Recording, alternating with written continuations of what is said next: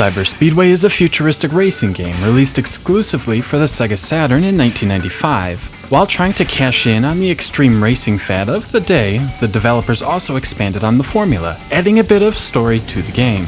Instead of wars, the universe of the future has decided all conflicts will be settled by racing.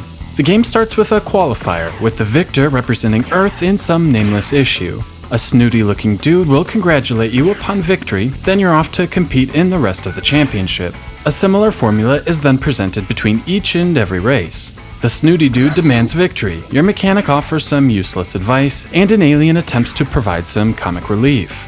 Worse yet, these are all still images, rather than FMV, making them all the more painful to sit through. For what it's worth, the voice acting is passable. The actual racing itself is average at best. The controls are okay, with your sled responding reasonably quick to your button inputs. The main hook of Cyber Speedway is the boosting.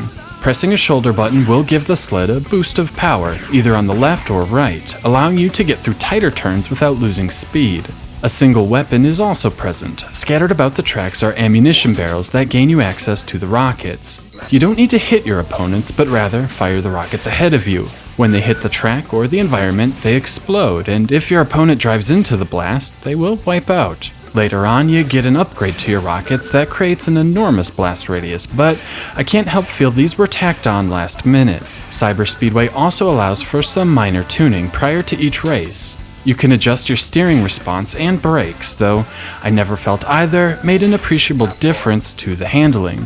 What is useful is the engine option. You can choose between power, neutral, and speed. Some tracks benefit from selecting power, which increases acceleration at the expense of speed, as there may not be enough straight sections to warrant a higher top end. There are just 2 championships to select from, Standard and Advance. Both feature the same 5 environments to race on, with the Advanced mode adding a 6th environment and a true ending to the game. In either mode, the track design is nothing to write home about.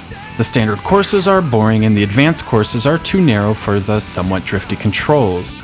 Additionally, none of them take advantage of the boosting mechanic mentioned earlier. Generally, it's all underwhelming, failing to deliver a good racing experience, nor offering anything even close to excitement. Even worse, there is just a single sled throughout the entire game. I find this inexcusable. Graphically, Cyber Speedway is below average. The textures repeat way too often, and the pop-up is far worse than other games of the time.